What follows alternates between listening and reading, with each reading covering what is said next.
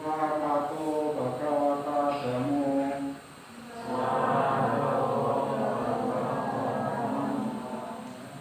Dhammang namasami.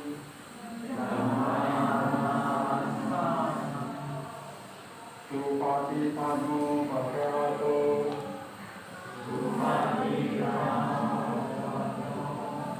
Sawaka Sangho. Angham namami. Kenapa dikatakan bukan negara agama? Karena di Indonesia ini bermacam-macam suku, ras, apalagi suku, ras, agama, dan kepercayaan ya, masih ada kepercayaan ya. Oke, kepercayaan ini banyak sekali di Indonesia, tapi belum diresmikan sebagiannya. Seperti yang sudah diresmikan yaitu kepercayaan Konghucu ya, Konghucu terakhir ya, yang itu kepercayaan termasuk ya. Waktu itu tradisi istilahnya kepercayaan orang Tionghoa. Yang meresmikan presiden siapa ya? Ada yang tahu? Siapa yang meresmikan Konghucu terakhir? Presiden Gus Dur ya. Nah, Gus Dur itulah yang berjasa kepada kalian ya, untuk tradisi-tradisi Tionghoa bisa dikembangkan kembali. Oke? Nah, oke, baiklah. Agama kita baca sama-sama, silakan. Salah satu. Oke? Halo? Tolong baca biar ada ini bisa memahami. Salah satu nanti bergilir ya. Ujung dulu ya. Oke, dari ujung. Nah, agama adalah sikap atau cara penyelesaian diri terhadap dunia yang mencakup kebutuhan yang menunjukkan tingkat lingkungan lebih luas daripada lingkungan dunia fisik yang terikat ruang dan waktu. Dan hal ini yang dimaksud adalah dunia spiritual. Ya, dunia spiritual tadi Bapak sudah menjelaskan tentang kesucian ya, moralan kesucian dan tingkah laku semuanya ya. Nah, ini di bawah. Oke, silakan Gantian sebelah sini untuk membacanya. Sahabatnya. Iya. Oke. Kameranya di depan sini. Silakan. Ya, gantiannya nanti baca ya. Yang lain dengarkan.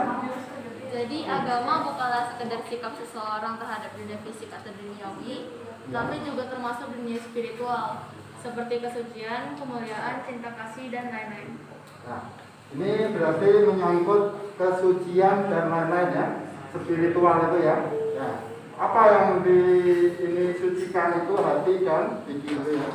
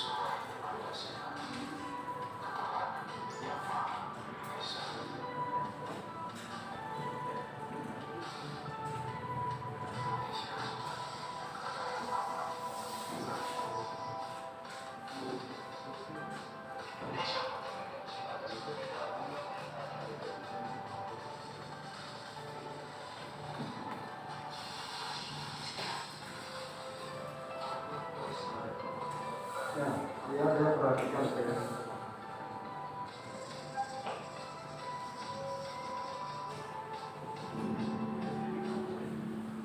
Oke. Nah, film tadi berarti kita memiliki agama tapi masih ada kerusuhan nggak tadi? Yang dilihat ada nggak yang kerusuhan tadi di video? Ada ya? Ya. Itu di mana peristiwa itu? Ada yang tahu? Daerah mana? Pernah dengar?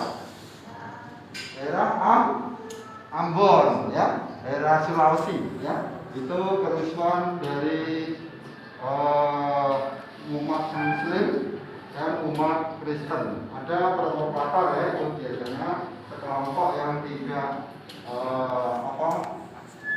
damai dalam keadaan agama itu, dia menganggap dia yang paling benar, ya. Nah, ini buat contoh yang nggak benar, kita harus jangan ditiru. Provokator itu hendaknya jangan sampai terjadi lagi, ya. Karena apa? Kalau terjadi lagi ada provokator, akan terjadi apa? Kerusuhan lagi, ya. Nah, itu maka sebagai bangsa Indonesia kita harus apa? Bersatu, ya. Tetap menghormati perbedaan agama, ya, yang tadi sudah disebutkan 6 agama, ya.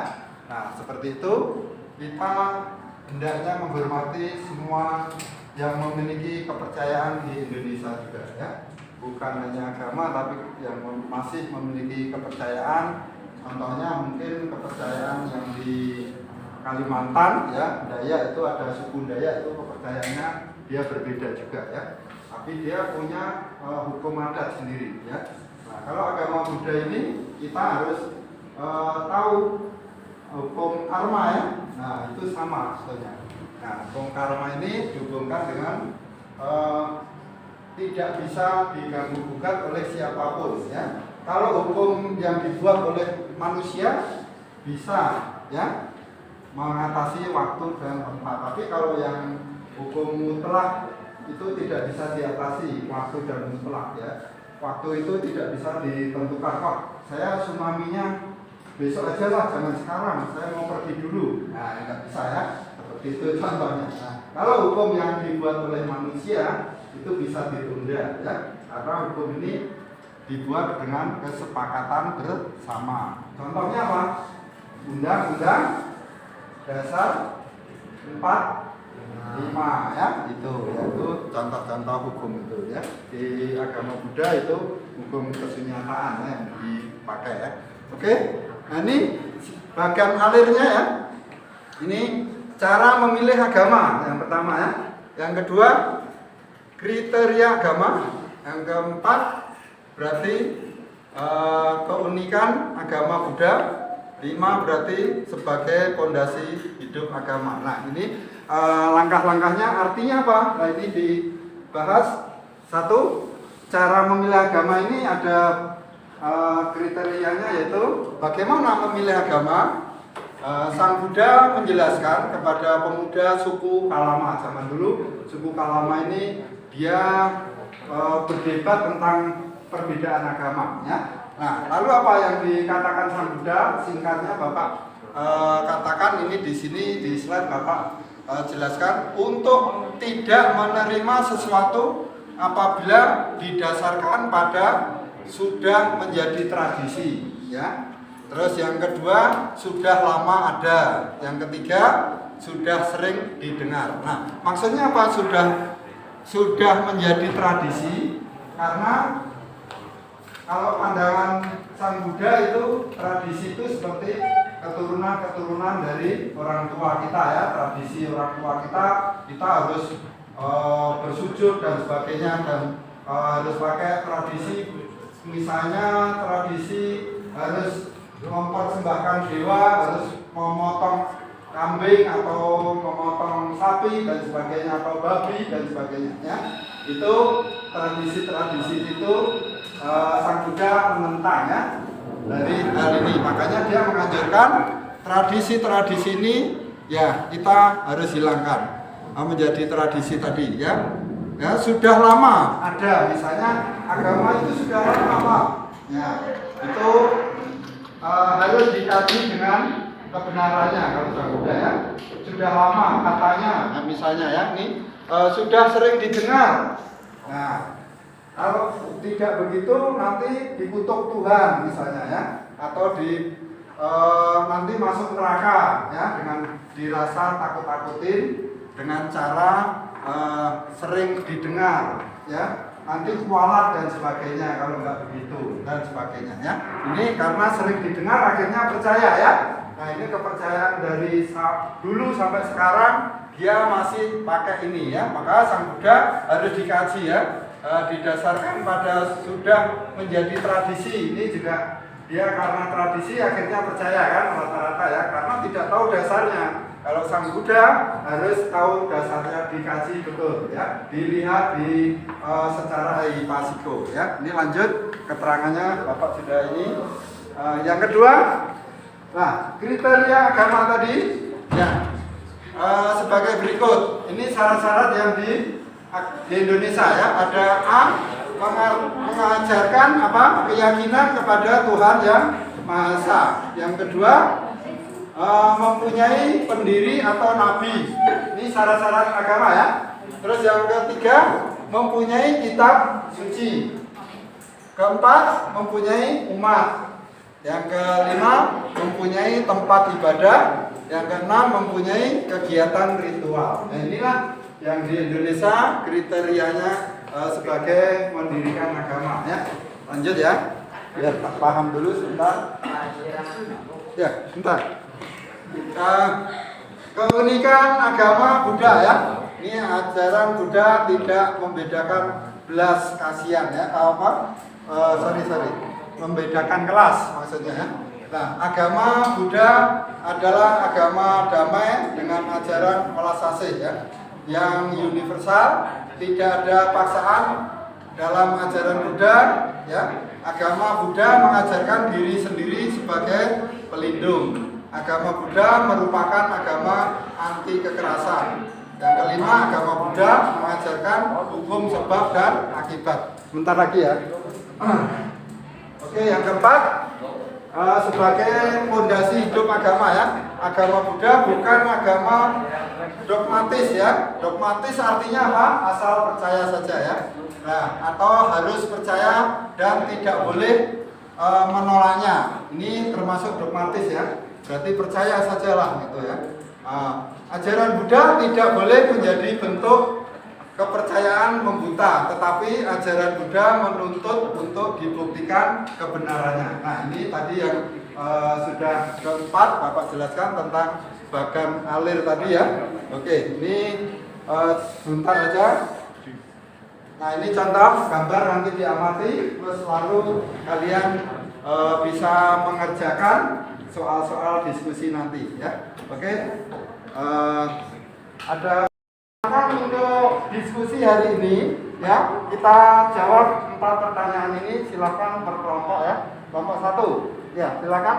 Nomor 1 tadi sebutkan agama yang diakui oleh pemerintah Indonesia. Silakan. Agama diakui oleh pemerintah Indonesia yakni Buddha, Hindu, Konghucu, Protestan, Katolik, dan Islam. Oke, tepuk tangan. Siap-siap yang kedua, silakan untuk menjawab. Sebutkan apa saja syarat mendirikan agama. Tadi ada yang bisa, silakan. Ya, oke.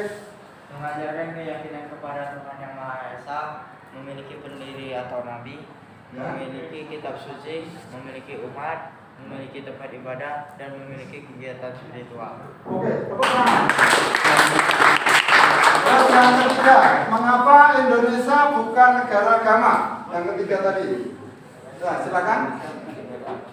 Karena Republik Indonesia bukan negara agama berdasarkan Pancasila dan UUD 1945.